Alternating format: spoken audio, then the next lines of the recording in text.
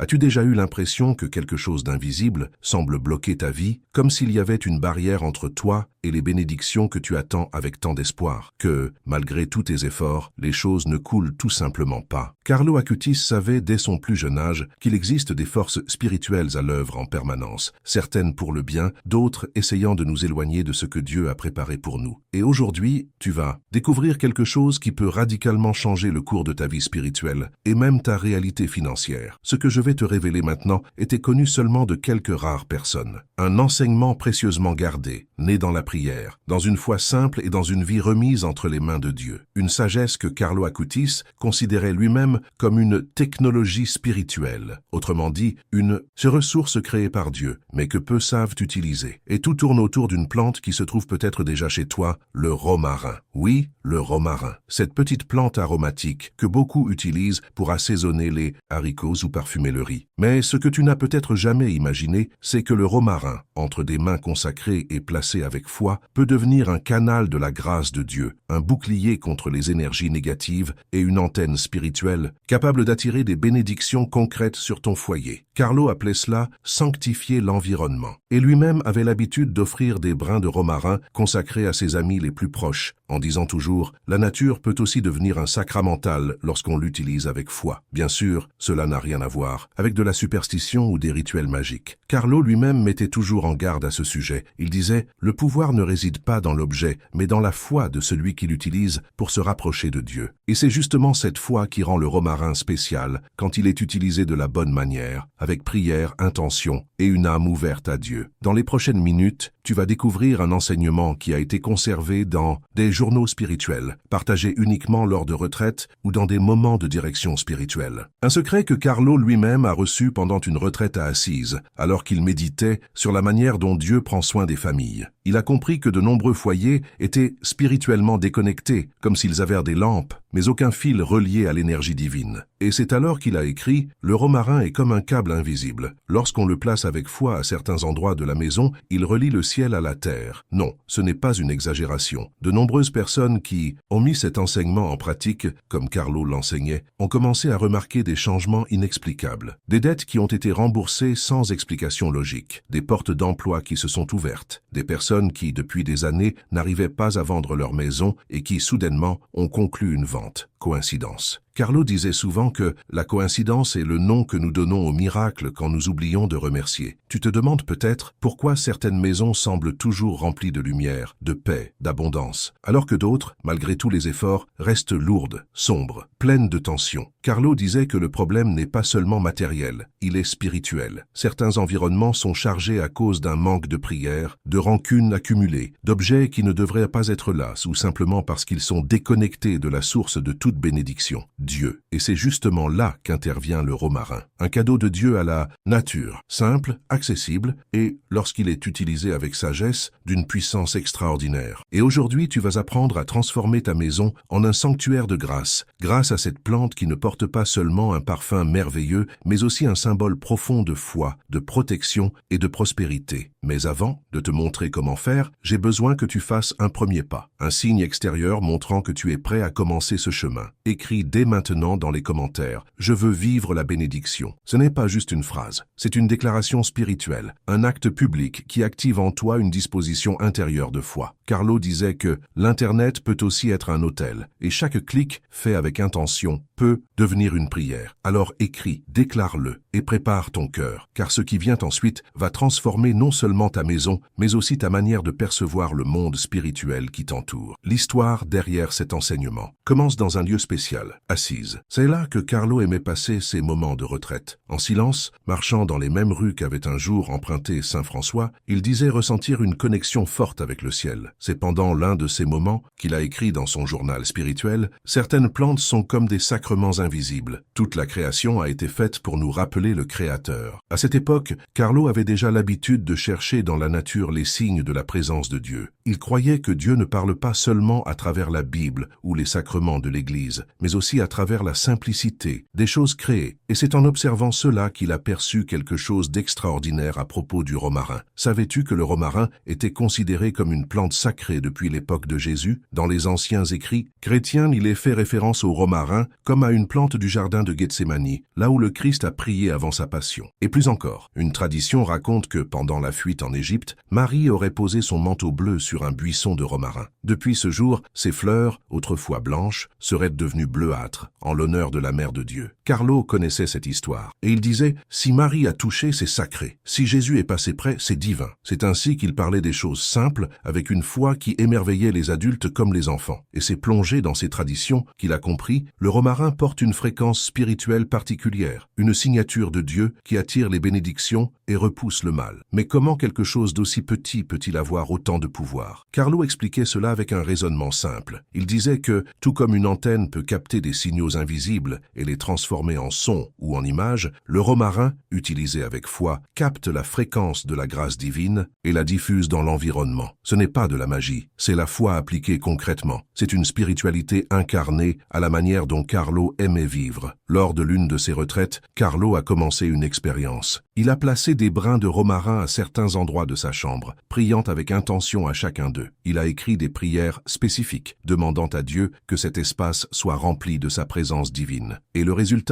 Les personnes qui entraient là disaient de ressentir une paix différente, une légèreté dans l'air. Même ses camarades de classe ont commencé à venir le voir pour demander de l'aide avec l'anxiété, les peurs et les problèmes familiaux, comme s'il avait allumé une lumière invisible que seuls ceux qui s'en approchaient pouvaient percevoir. Et c'est cela qu'il a commencé à enseigner aux autres. Sans tapage, pas publiquement, mais discrètement à ceux dont il savait qu'il voulait avancer plus profondément avec Dieu. Carlo croyait que les plus grandes transformations spirituelles commencent dans l'invisible, et que, lorsque tu consacres ta maison, tes objets, ton environnement, tu es en réalité en train d'inviter le ciel à venir habiter avec toi. Peut-être traverses-tu une période difficile. Peut-être as-tu prié, jeûné, assisté à la messe, fait tout ce que tu pensais être juste. Et pourtant, rien ne semble avancer. Carlo aussi a vécu des moments comme cela. Mais il disait, si les choses ne changent pas à l'extérieur, c'est que Dieu veut d'abord changer l'intérieur. Et c'est justement dans ces moments-là qu'il se tournait le plus vers la prière simple, la nature et la sensibilité spirituelle. Et aujourd'hui, cette sagesse arrive jusqu'à toi. Dans les prochaines étapes, tu vas apprendre où placer exactement le romarin, quelles paroles prononcer et comment transformer ta maison en un champ magnétique de bénédiction. Mais avant cela, tu dois comprendre une chose. La foi, ce n'est pas répéter des rituels. La foi, c'est mettre son cœur dans tout ce qu'on fait. Et c'est cela qui fera la différence dans ta vie à partir de maintenant. Si tu es ici, ce n'est pas par hasard. Carlo croyait que l'Internet, malgré tous ses dangers, pouvait être un instrument de Dieu. Il disait, les réseaux peuvent aussi être des filets pour pêcher des âmes. Alors sois attentif. Ce message est un appel, pas seulement pour transformer ta vie financière, mais pour remettre Dieu au centre de ta maison, de ta routine et de ton cœur. Tu te demandes peut-être, mais pourquoi précisément le romarin? Pourquoi cette plante si commune porte-t-elle une mission spirituelle aussi profonde? Carlo avait l'habitude de répondre avec quelque chose de simple. Dieu cache des trésors dans les choses les plus simples pour voir qui a des yeux de foi. Et le romarin est exactement cela, l'un de ces trésors. Carlo expliquait que, contrairement à d'autres plantes qui dépendent beaucoup du sol, le romarin est capable d'absorber l'humidité de l'air pour survivre, même dans les environnements les plus secs. Il disait, le romarin est comme celui qui vit de la grâce. Même lorsque tout semble sec autour de lui, il trouve un moyen de fleurir. Et c'est peut-être pour cela que cette plante porte une symbolique si forte de persévérance, d'abondance et de protection. Mais Carlo allait plus loin. Il croyait que le romarin était une sorte de pont entre le monde visible et l'invisible. Et il utilisait un exemple que tout le monde pouvait comprendre. Il disait que le romarin, lorsqu'on le plaçait avec foi à certains endroits de la maison, fonctionnait comme un Wi-Fi spirituel. Oui, tout à fait. Il en parlait ainsi à ses amis. C'est comme si le romarin était le routeur de la grâce. Si tu le places aux bons endroits, toute ta maison est couverte. Et c'est exactement cela qu'il a commencé à enseigner à ceux qui venaient le voir pour demander de l'aide. Un jour, Carlo a rencontré une famille qui traversait de grandes difficultés, chômage, disputes constantes, tristesse sans raison. Il les a écoutés attentivement, a prié avec eux, et à la fin, il a dit quelque chose qui a surpris tout le monde. Nous allons consacrer votre maison avec du romarin, mais pas comme décoration, comme prière vivante. Carlo expliquait que, en plaçant le romarin à des points stratégiques de la maison, et en accompagnant cela de prières sincères, quelque chose d'invisible commençait à changer. Tu ne verras pas le changement immédiatement, disait-il, Mais tu vas le ressentir, et ensuite tu verras que des portes vont commencer à s'ouvrir. Et c'est exactement ce qui s'est passé. Cette famille va commencer à vivre un processus de restauration. D'abord, la paix est revenue, ensuite la réconciliation, et enfin, des opportunités qui semblaient impossibles se sont présentées. Le père, qui était au chômage depuis plus d'1 an, a été appelé pour un travail. La mère, qui souffrait d'insomnie, a retrouvé un sommeil paisible, et les enfants, autrefois éloignés de la foi, ont commencé à prier avec leurs parents, tout cela grâce à une pratique simple mais pleine d'intentions spirituelles. Parce que, comme le disait Carlo, ce n'est pas à propos du romarin, c'est à propos de la foi avec laquelle tu le places. Et voici quelque chose qu'il soulignait toujours. Rien ne remplace la prière. Rien ne remplace une vie avec Dieu. Le romarin n'est qu'un outil, un canal, un rappel physique que l'invisible est réel. Mais celui qui agit, c'est Dieu. Celui qui transforme, c'est l'Esprit Saint. Le romarin est simplement un instrument entre les mains d'un cœur disposé. C'est pourquoi, avant de continuer, Carlo faisait toujours une recommandation, que chacun prenne un moment pour purifier son cœur avant de commencer le processus. Lui-même aimait prendre un court instant de silence, demandant pardon à Dieu pour tout ce qui, sans qu'il ne s'en rende compte, pouvait bloquer l'action de la grâce. Alors, si tu veux suivre ce chemin, commence dès maintenant par une simple prière intérieure. Seigneur, prépare ma maison, prépare mon cœur. Que tout ce qui ne vient pas de toi soit retiré et que ta présence habite chaque recoin de mon foyer. Car, comme le disait Carlo, le miracle commence quand on donne à Dieu la permission d'agir. Tu es arrivé jusqu'ici et peut-être ressens-tu déjà que quelque chose a commencé à bouger en toi. Ce n'est pas seulement de la curiosité, c'est l'Esprit Saint qui touche un espace de ton cœur peut-être endormi depuis longtemps. Et maintenant, avec ce cœur éveillé, il est temps d'apprendre ce que Carlo appelait la configuration spirituelle de la maison. Les 5 points sacrés. Il disait que tout comme un corps a des points vitaux qui maintiennent la vie en fonctionnement, une maison a aussi des points spirituels qui influencent directement ce qui entre et ce qui sort, non seulement physiquement, mais spirituellement. Et c'est à ces endroits-là que le romarin doit être placé, avec foi et prière. Et découvrons maintenant quel est le premier endroit de la maison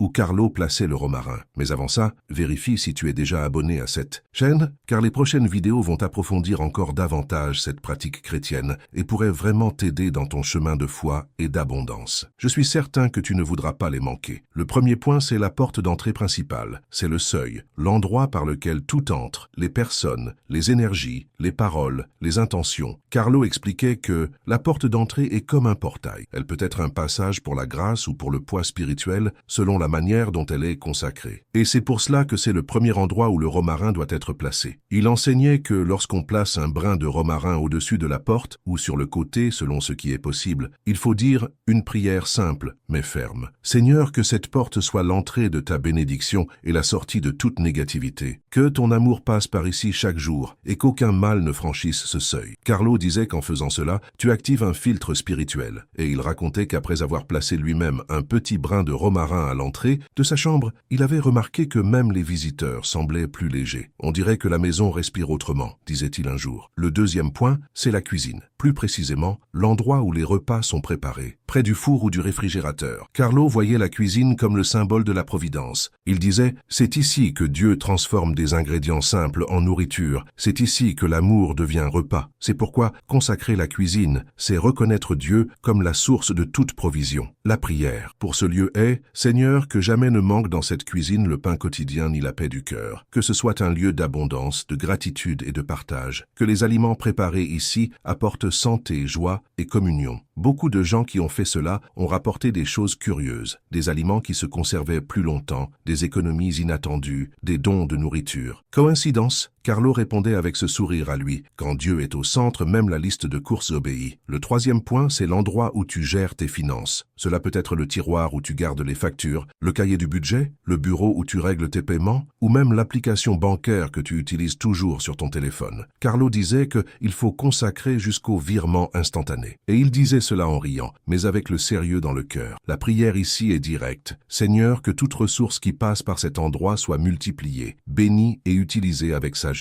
Que les dettes soient réglées par la grâce et que le travail soit récompensé avec justice. Et il donnait encore un conseil spécial. Si possible, place ce brin de romarin un mercredi matin en l'honneur de Saint Joseph, le patron des travailleurs. Car comme le disait Carlo, si même Jésus a eu un père adoptif qui travaillait de ses mains, qui sommes-nous pour ne pas consacrer le fruit de notre labeur? Voici donc les 3 premiers points. Ils correspondent à l'entrée, à la provision et à la gestion financière, les fondements de la vie pratique. Mais il reste encore 2 points que Carlo considérait comme les plus profonds, parce qu'ils touchent directement le cœur et la foi, et c'est ce que nous allons découvrir dans la prochaine partie. Alors prépare le romarin, prépare ton âme, et prépare-toi à voir le ciel se mouvoir à l'intérieur de ta maison. Si les 3 premiers points sont les piliers de la vie pratique, l'entrée, la nourriture, les finances, les 2 derniers sont ceux qui touchent à l'invisible le plus profond. Carlo disait que ces 2 derniers points sont comme l'âme de la maison. Si les premiers organisent l'environnement physique, ceux-ci organisent le cœur spirituel de la famille. Le 4e point sacré est la chambre où tu dors. Oui, l'endroit où tu te reposes. Cela peut sembler étrange à certains, mais Carlo l'expliquait clairement. C'est souvent au moment de dormir que nous sommes le plus attaqués par des pensées de peur, de manque et de découragement. Et il avait raison. Combien de personnes ne s'endorment-elles pas avec la tête pleine de factures, de soucis, de culpabilité ou d'insomnie? C'est pourquoi le brin de romarin doit être placé près de l'oreiller ou sur une étagère, au-dessus du lit ou à la tête du lit si possible. Et la prière à ce moment-là doit être faite avec sérénité, comme un dernier murmure du jour remis à Dieu. Seigneur, que mon repos soit une rencontre avec toi, que le sommeil renouvelle mon espérance et qu'aucune peur liée à l'argent ne vole ma paix. Que ta présence soit ma sécurité et que ta voix soit la dernière à résonner dans mon esprit avant que je m'endorme. Carlo appelait ce moment « recharger l'âme sur le Wi-Fi du ciel » et il disait avec conviction « pendant que le corps dort, l'esprit peut être consolé, illuminé, voire même guidé par Dieu. » Plusieurs personnes ont raconté qu'après avoir placé du romarin à cet endroit, elles ont commencé à avoir des rêves contenant des réponses, des idées créatives pour le travail, ou simplement un repos beaucoup plus profond et léger. Et nous arrivons enfin au 5e et dernier point sacré, le lieu de prière dans la maison. Pour Carlo, ce point était le plus important de tous. C'est ici que tout commence et finit, disait-il. Cela peut être un petit hôtel avec des images, un coin avec une Bible, un crucifix au mur ou même une chaise où tu as l'habitude de prier. L'important, c'est que ce soit ton point de rencontre avec Dieu. C'est à cet endroit que le romarin doit être placé avec le plus de révérence, comme un sceau entre le ciel et la terre. Carlo disait que c'était l'antenne principale, le cœur spirituel de la maison. Et c'est pourquoi, à ce point, la prière est plus qu'une simple phrase. C'est un engagement. Seigneur, je consacre cet endroit comme un espace sacré. Que d'ici partent des prières qui touchent le ciel et en ramènent des réponses. Que ce coin soit un autel vivant, où ma foi grandisse et ma vie s'aligne à ta volonté, et que toute abondance qui me parvienne soit aussi partagée, pour ta gloire et le bien de mon prochain. Carlo insistait toujours pour rappeler, la vraie prospérité, ce n'est pas avoir beaucoup, c'est avoir suffisamment pour devenir un canal de Dieu dans la vie de quelqu'un. Et avec ces 5 points activés par la foi, la prière et l'humilité, tu ne transformes pas seulement ta maison. Tu commences à créer une atmosphère spirituelle où le ciel se sent chez lui, où l'Esprit Saint trouve de l'espace pour agir, où les bénédictions n'ont plus besoin de frapper à la porte, car la porte est déjà ouverte pour les accueillir. Mais attention, Carlo donnait aussi des avertissements importants sur la manière de maintenir cette atmosphère vivante. Et c'est de cela que nous allons parler maintenant. Maintenant que tu connais les 5 points sacrés et que tu sais déjà comment transformer ta maison en un champ magnétique de bénédiction, il est temps d'apprendre quelque chose que Carlo considérait comme fondamental, les soins spirituels liés à cette pratique. Il disait que le romarin placé avec foi crée une atmosphère de grâce. Mais comme toute atmosphère, elle doit être entretenue, nourrie et respectée. Ce n'est pas simplement poser la plante et l'oublier, c'est un geste vivant qui doit être en accord avec ta conduite, ta prière et ton intention quotidienne. Carlo enseignait 5 soins essentiels, et voici le premier. Utilise du romarin véritable. Cela peut sembler évident, mais ça ne l'est pas. Il conseillait, dans la mesure du possible, d'utiliser du romarin naturel et frais, et plus encore, qu'il soit planté avec une intention. Carlo lui-même cultivait de petits pots de romarin dans le jardin de sa maison et disait « Quand la plante pousse dans un sol où il y a de la prière, elle porte cette prière dans ses fibres. Mais si tu ne peux pas la planter, ce n'est pas grave. Il suffit d'asperger un peu d'eau bénite sur le brin que tu veux utiliser ou de demander à un prêtre de le bénir. L'important, c'est qu'il soit traité avec révérence. » Le deuxième soin, c'est de garder les 5 points activés simultanément. Carlo expliquait cela de manière très simple. C'est comme allumer une croix de lumière dans la maison. Si tu éteins un des points, la croix se défait. C'est pourquoi il insistait. Ça ne sert à rien de de le faire partiellement. La force spirituelle réside dans l'ensemble, dans la totalité. Les 5 brins forment un circuit de bénédiction. Et si l'un d'eux est absent ou oublié, le flux spirituel est interrompu. Le 3e soin concerne le renouvellement périodique des brins. Carlo enseignait que le cycle idéal est de 40 jours. Pourquoi? Parce que ce nombre a une profonde signification biblique. Jésus a passé 40 jours dans le désert. Le déluge a duré 40 jours. Le peuple de Dieu a erré 40 ans dans le désert avant d'entrer en terre promise. Et Carlo disait, le romarin doit suivre le même cycle. Tous les 40 jours, tu renouvelles la promesse et prépares la maison pour une nouvelle saison de bénédiction. Et voici le 4e soin, la destination des anciens brins. Carlo était très clair à ce sujet. Ne les jette pas à la poubelle. Il enseignait que ces brins doivent être enterrés ou brûlés avec une prière de gratitude, comme quelqu'un qui clôt un cycle avec révérence. Il disait, quand tu brûles ou rends à la terre, tu dis, Seigneur, merci pour ce qui a été et prépare-moi pour ce qui vient. C'est un geste symbolique qui scelle le passé et fait place au nouveau. Et alors, prêt à découvrir, quel est le 5e soin? Mais avant ça, il semble que tu n'as pas encore mis un petit j'aime sur cette vidéo. Et c'est très important pour que ce message atteigne plus de personnes qui ont aussi besoin d'activer l'abondance dans leur foyer. Alors clique dès maintenant sur j'aime et continuons ensemble ce chemin de foi. Enfin, le 5e soin concerne le secret sacré. Carlo y tenait beaucoup. Il disait, la maison est le lieu où le ciel se pose. Ne montre pas ce qui est saint à des regards sans foi. C'est pourquoi lorsqu'on explique la méthode à d'autres personnes, il ne faut pas révéler exactement où se trouvent tes 5 points. Partage la connaissance. Oui, enseigne, oriente, encourage, mais garde les détails de ta propre maison secrète, comme un trésor entre toi et Dieu. Ces 5 soins peuvent sembler simples, mais ils sont profondément spirituels. Carlo disait que tout ce qui est consacré mérite de l'attention, et que la bénédiction ne demeure que là où il y a du respect. Quand nous suivons ces étapes avec sincérité, non seulement nous créons un environnement favorable à la prospérité, nous entraînons notre âme à vivre en état de communion. Et peut-être que maintenant tu comprends pourquoi cette méthode est restée gardée si longtemps. Non pas parce qu'elle était un secret dangereux, mais parce qu'elle est trop sacrée pour être traitée comme une superstition quelconque. Mais Carlo croyait que le moment était venu de la partager. Il disait, nous vivons une époque où les maisons doivent être lumière, et Dieu appelle des personnes ordinaires pour allumer cette lumière dans chaque foyer. Et si tu lis ceci maintenant, sois sûr d'une chose, tu es l'une de ces personnes. Si tu as déjà activé les 5 points avec foi, ou si tu te prépares à le faire, je dois te dire quelque chose que Carlo Acutis ne manquait jamais de rappeler. Parfois, quand la lumière s'allume, les ténèbres s'agitent. Et cela ne doit pas t'effrayer, cela doit t'alerter. Carlo disait que lorsque tu commences à réorganiser spirituellement ta maison, c'est comme si tu déclarais une guerre silencieuse contre tout ce qui s'y cachait. Rancunes anciennes, pensées négatives, énergie stagnante, et même influences spirituelles qui se nourrissaient du découragement et du manque. Beaucoup de personnes lui rapportaient qu'après avoir commencé la méthode du romarin, elles avaient vécu des jours de confusion, des petits contretemps, des pensées de doute. Et Carlo répondait toujours avec la même sérénité. C'est le signe que l'ennemi n'a pas aimé perdre du terrain. Il expliquait que c'est comme lorsque tu ouvres la fenêtre d'une pièce sombre et que la poussière commence à s'élever. Pendant quelques minutes, on a l'impression que tout empire, mais en réalité c'est juste ce qui était caché qui est exposé à la lumière. Et la lumière, comme il aimait le répéter, gagne toujours, même si ce n'est qu'une bougie. C'est pourquoi il recommandait de vivre ce début avec une foi ferme, de continuer à prier, de ne pas se décourager, de ne pas reculer. Au contraire, intensifie ta prière, va à la messe, cherche la confession si nécessaire. Quand on nettoie la maison, le sol paraît pire avant de paraître propre, mais après, la brillance revient, et la paix aussi. Il recommandait même une prière spéciale pour les 7 premiers jours après l'activation des points avec le romarin. Elle était simple et pouvait être répétée chaque jour. « Seigneur, j'ai consacré ma maison à toi. Et maintenant, même si des résistances se présentent, je reste ferme. » Aucune force contraire n'aura de pouvoir ici, car cette demeure t'appartient.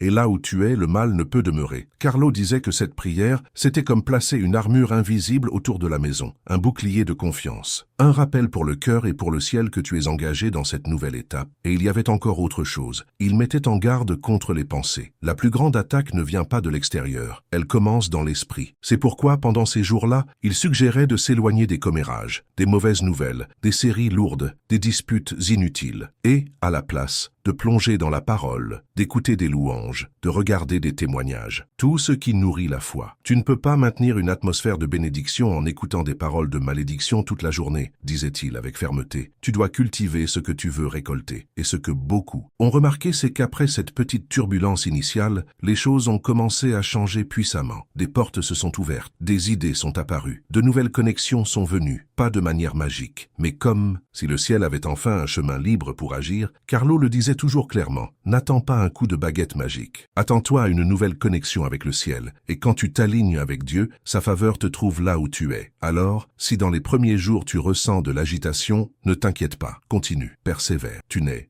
pas seul, les anges sont avec toi. Et Carlo disait aussi, je ne veux pas être un saint lointain, je veux être un ami qui t'aide à ne pas abandonner. Alors, tiens bon, car ce qui vient après cette résistance, c'est la reconstruction. Carlo Acutis a toujours eu une perception spéciale du temps. Il ne voyait pas les jours seulement comme des heures qui passent, mais comme des étapes spirituelles, des moments de préparation, de maturation et de récolte. Et lorsqu'il a commencé à enseigner la méthode des 5 points avec le romarin, il a rapidement remarqué que les fruits n'arrivaient pas tous d'un coup, mais en 3 cycles sacrés, 21 jours, 40 jours et 120 jours. Il disait, la grâce vient par vagues, et chaque vague prépare le terrain pour la suivante. Le premier cycle, selon Carlo, est celui des 21 jours, un nombre avec une forte symbolique biblique. C'est le temps qu'il a fallu à l'ange pour apporter une réponse à Daniel, dans la prière mentionnée dans les Écritures. Carlo disait que ces 21 premiers jours sont comme une période de reconfiguration spirituelle de la maison, et surtout de l'esprit. Pendant ce temps, beaucoup de personnes rapportaient des changements subtils, un soulagement de la pression, une paix étrange, comme si la maison respirait mieux. Certaines voyèrent de petites portes s'ouvrir, une réduction inattendue, une dette renégociée, une bonne nouvelle improbable. Carlo disait, ne méprise pas le petit signe, c'est Dieu qui te fait savoir qu'il a entendu ta prière. Puis vinrent les 40 jours, et cela, Carlo disait que c'était le temps de la traversée. Il rappelait toujours que Jésus avait jeûné pendant 40 jours, que le déluge avait duré 40 jours, et que les Israélites avaient erré 40 ans dans le désert avant d'entrer en terre promise. 40, c'est le temps de la préparation, enseignait-il. Et pour cette raison, durant cette période, il recommandait la persévérance. C'est là que l'ennemi tente de te faire abandonner. Mais c'est là aussi que Dieu commence à agir dans l'invisible de manière plus profonde. Pendant ces 40 jours, beaucoup de gens rapportaient des expériences plus fortes, des réponses plus claires, des retournements inattendus, des guérisons émotionnelles, et plus que tout, de la clarté intérieure. Des personnes qui étaient dans la confusion commençaient à voir ce qu'elles devaient faire. Des décisions étaient prises avec plus de confiance. Carlo appelait cela la grâce de la vision spirituelle. Enfin, il parlait des 120 jours, 3 cycles complets de 40. Et il disait avec joie, « Ici, le nouveau est déjà né. » C'était le moment où, selon les témoignages qu'il recevait, les résultats les plus concrets et durables apparaissaient. Bénédiction matérielle, réconciliation familiale, guérison de traumatismes anciens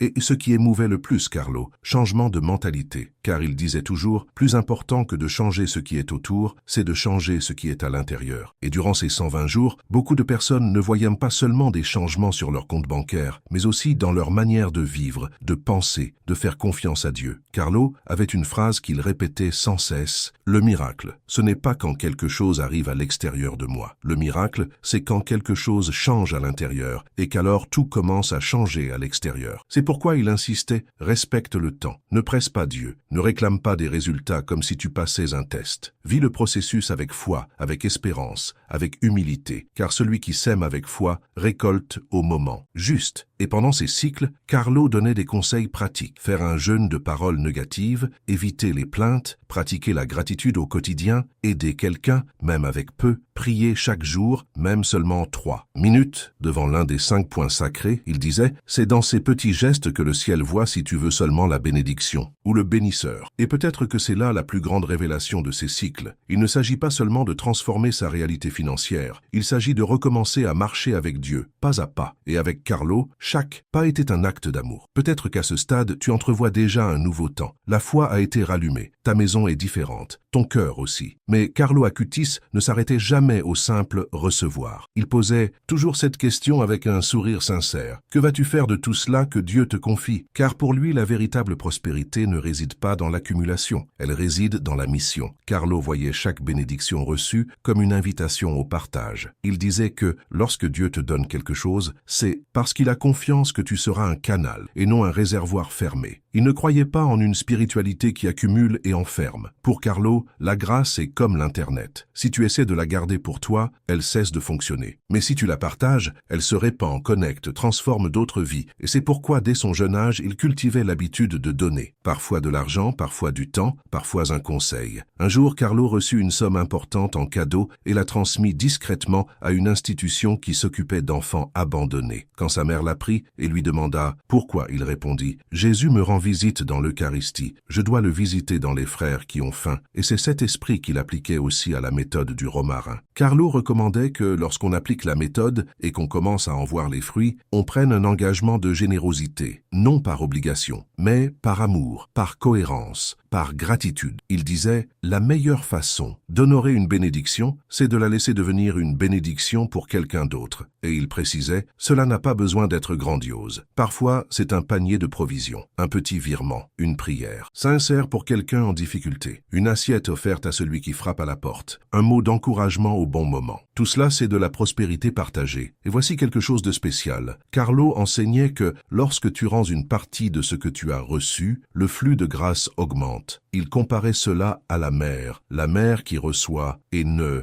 donne rien s'appelle mer morte. Le fleuve qui donne et reçoit s'appelle fleuve de vie. Ainsi, lors de l'activation des 5 points, Carlo recommandait de faire une prière d'offrande, comme un vœu personnel à Dieu. « Seigneur, si tu me bénis au-delà de mes besoins, je promets de partager avec ceux qui ont moins. Si tu me donnes du travail, je donnerai de la dignité à ceux que je pourrais aider. Si tu me donnes la paix, je consolerai ceux qui pleurent, car tout vient de toi, et tout retourne à toi. » C'est ainsi que commence la véritable prospérité. Non pas quand tu possèdes beaucoup, mais quand tu comprends pourquoi tu possèdes. Et Carlo était passionné par ce pourquoi. Il disait que chaque miracle que Dieu permet dans nos vies cache une mission, et que si tu ignores cette mission, le miracle peut devenir un fardeau. Mais si tu l'acceptes, le miracle se multiplie. C'est pourquoi, plus que de t'enseigner une méthode pour transformer ta maison en sanctuaire de bénédiction, Carlo voulait te rappeler quelque chose qu'il a lui-même vécu jusqu'au dernier jour. La vie ne nous appartient pas. Elle appartient à Dieu. Et plus on donne, plus on reçoit en retour, mais en bien meilleur. Et peut-être que tout au long de ce chemin, quelque chose en toi s'est éveillé. Il ne s'agit pas seulement de romarin. Il ne s'agit pas seulement de méthode spirituelle. Il s'agit de se souvenir que ta vie a une direction, que ta maison a un sens, que ta foi a du pouvoir. Carlo Acutis disait que la sainteté n'est pas un luxe, c'est un appel pour tous. Et parfois, cet appel commence par quelque chose de simple, comme l'endroit où tu poses un brin de romarin, comme la prière que tu fais avant de dormir, comme la manière dont tu regardes ta maison et comprends qu'il peut s'y passer quelque chose de sacré. Après tout, Dieu a toujours utilisé des choses simples pour faire des choses éternelles. Un bâton a ouvert la mer, une pierre a fait tomber un géant, une étable a accueilli le roi de l'univers, et un adolescent italien, avec un ordinateur entre les mains et l'Eucharistie dans le cœur, est devenu lumière pour le monde. Carlo Acutis n'a vécu que 15 ans, mais sa vie a suffi pour résonner à travers les générations, non pas parce qu'il a accompli des miracles extraordinaires de ses mains, mais parce qu'il a permis à Dieu de faire l'extraordinaire à travers son offrande quotidienne. Et maintenant un choix s'offre à toi. Il ne s'agit pas seulement de placer 5 brins dans des endroits stratégiques de la maison, il s'agit de repositionner ton âme devant Dieu, d'ouvrir l'espace à la grâce, de faire de ta maison un autel et de ton quotidien une prière. Si tu sens que quelque chose a changé, même si ce n'est qu'un souffle de paix, ne l'ignore pas. Carlo disait, quand on sent un toucher de Dieu, c'est qu'il a déjà commencé l'œuvre, et il n'a besoin que d'un cœur disposé pour continuer. Alors voici une invitation directe. Choisis de vivre autrement. Choisis de vivre avec foi. Choisis de croire que le ciel peut se mouvoir à l'intérieur de ta maison. Et si cet appel t'a touché, si ce message a parlé à ton esprit, fais un geste concret maintenant. Écris dans les commentaires, je choisis de transformer ma maison avec Dieu, comme Carlo a vécu. Ce n'est pas qu'une simple phrase, c'est une décision spirituelle, c'est un geste qui résonne dans l'invisible, qui montre au ciel et à toi-même que ta vie ne sera plus dirigée par les circonstances, mais par la confiance, dans la présence divine. Et plus encore, si tu connais quelqu'un qui traverse des jours difficiles, financièrement, émotionnellement, spirituellement, partage cette vidéo avec cette personne. Parce que Carlo disait que la plus grande preuve de foi, c'est de vouloir que l'autre aussi soit sauvé, soit guéri, soit béni, que le romarin dans ta maison soit plus qu'une plante, qu'il soit un rappel quotidien que Dieu habite suite dans les détails. Que Carlo t'inspire, que Marie te guide et que Jésus transforme ta maison. À partir de maintenant, on se retrouve dans la prochaine vidéo.